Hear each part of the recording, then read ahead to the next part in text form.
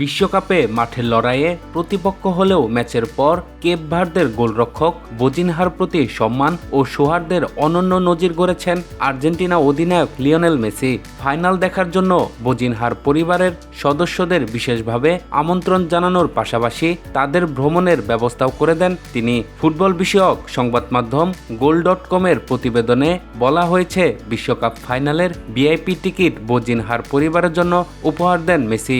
শুধু টিকিট নয়, Cape Verde থেকে এসে যেন তারা নির্বিঘ্নে ফাইনাল উপভোগ করতে পারেন সেই ভ্রমণ ব্যয় বহন করেন আর্জেন্টাইন অধিনায়ক। প্রতিবেদন অনুযায়ী বিষয়টি ফাইনালের আগে গোপন রাখা হয়েছিল।